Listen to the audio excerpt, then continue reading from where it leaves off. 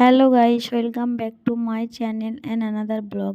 সুজাতা সোনাই চ্যানেলে তোমাদের অনেক স্বাগত। আর বড়োদেরকে আমার প্রণাম জানিয়ে ছোটোদেরকে অনেকটা ভালোবাসা জানিয়ে ব্লগটা শুরু করতে চলেছি। সকলকে জানাই গুড মর্নিং। কেমন আছো? আশা করি ভালো আছো, সুস্থ আছো। আর ঘুম থেকে উঠে কিন্তু দিদি দেখতেই পেলে বিছানাগুলো গোছাচ্ছে। আর আমার মেয়ে কিন্তু রেডি হচ্ছে স্কুলে যাওয়ার জন্য। এই যে ব্রাশটা আমায় দিল, দাঁত মাজা হয়ে গেছে, এখন মুখটা ধুয়ে নিচ্ছে। আর সবাই নিজের নিজের কাজে ব্যস্ত আছে। আর এখানে দেখো আমার মুরগি রাখার ঘরটা কালকে যে বানিয়েছিল না, কমপ্লিট হলো কালকে, খুব ভালো লাগছে দেখতে। আর এখানটায় দেখো আমার মা দেখছি কাজ করছে এই যে। আর ঘুম থেকে উঠে তো সবাই নিজে নিজের কাজ করবেই, আমরা ঘুরে ঘুরে বেড়াচ্ছি। আমরা মানে আমি, আর এদিকে বৌদি দেখো ঝাড় দিচ্ছে গোয়ালটা, মানে ছাগল থাকে ওইখানে, এই জন্য পরিষ্কার করছে।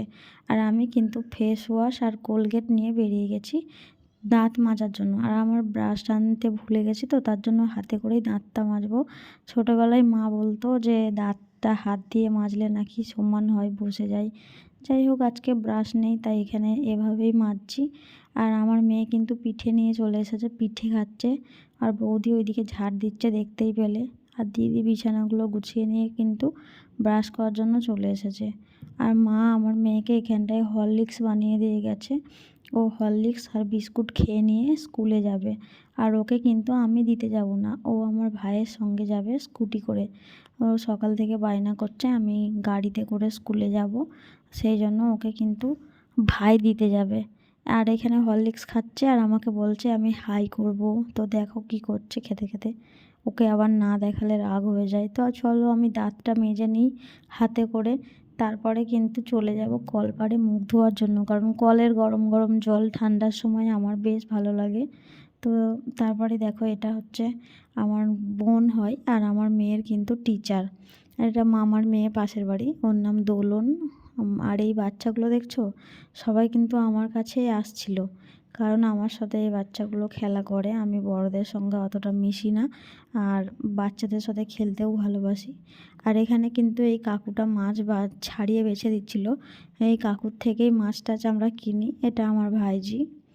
আর তো এই কাকুকে বললাম তোমার একটা ভিডিও করব, মাছ কাটছো? বললো হ্যাঁ করো, অসুবিধা নেই, তাহলে আমার দুটো খরিদ্দার বেড়ে যাবে। আর এই বাচ্চাগুলো কিন্তু আমাকে রাখতে এসেছিলো, চলো পিসি খেলা করব, ক্রিকেট খেলবো, গাছে উঠবো, এইসব বলছিল।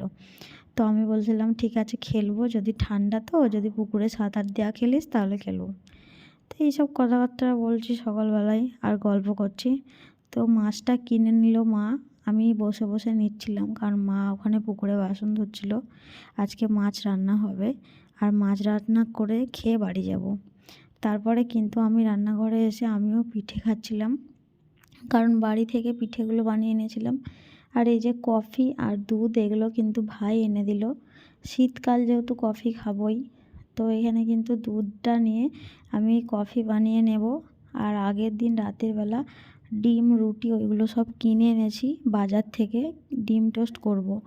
আর দিদির সঙ্গে কিন্তু তার আগে একটু ঝগড়া হয়ে গেল, সেটা তোমাদের দেখাতে পারিনি। মানে দিদিকে বলছি 2টো-2:30টার দিকে খেয়ে একসঙ্গে তুইও বাড়ি যাবি, আমিও যাব, কারণ দিদির বাড়ি আর আমার বাড়ি হবে 2-2.5 কিলোমিটারের মধ্যে।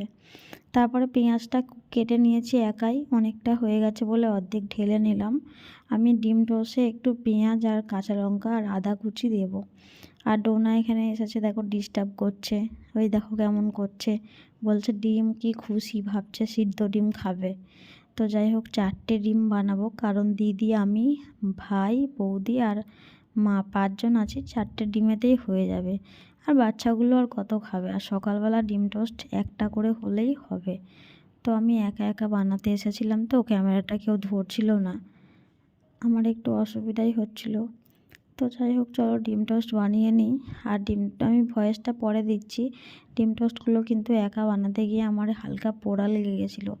যাই হোক আমরা কেউ কিছু বলিনি, খেয়ে নিয়েছিলাম। আর দিদির সাথে আমার তার আগে অনেকটা ঝগড়া হয়ে গেছে, তাই কথা বলছিলাম না। আর এখানে দেখো ভাই কিন্তু জামা প্যান্ট পরে দাঁড়িয়ে আছে।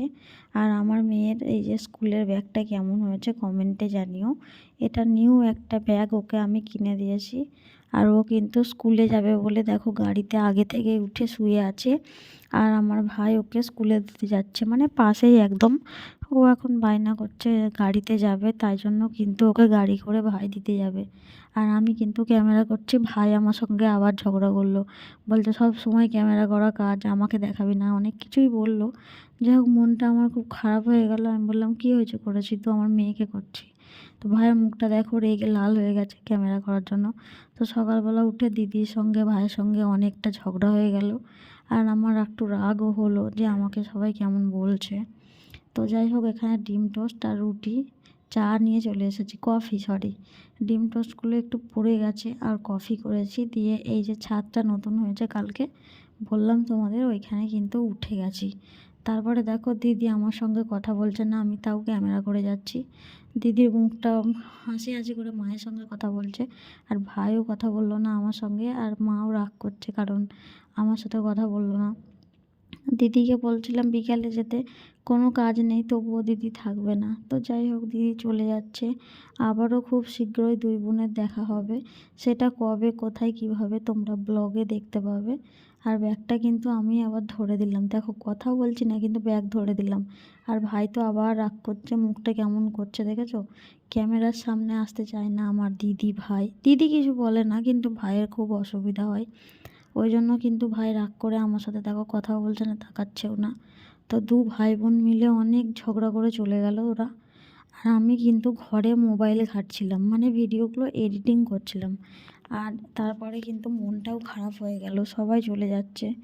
আর এসে দেখছি বৌদি কিন্তু রান্না বসিয়েছে। তো বৌদি রান্না বসালো, আর আমার মেয়েকে কিন্তু স্কুল থেকে আমি নিয়ে চলে এসেছি। এসে কিন্তু মেয়ে ডিম টোস্ট খাচ্ছিল। আর এখানে মা সবজি কেটে দিল, আদা রসুন পেঁয়াজ, আমি একটু নিয়ে গিয়ে বৌদির হাতে দিচ্ছিলাম, কারণ বৌদি একা হাতে সব রান্না করছিল উনুনে। আর আমি কিন্তু মেয়ের সঙ্গে কথা বলছিলাম, ভয়েসটা পরে দিলাম।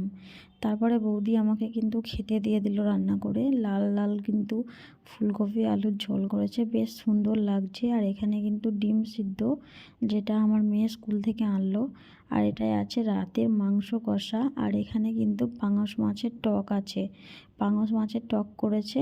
আর আজকে যে মাছটা নিল ওই মাছটার কালিয়া করেছে, সিলভার মাছ।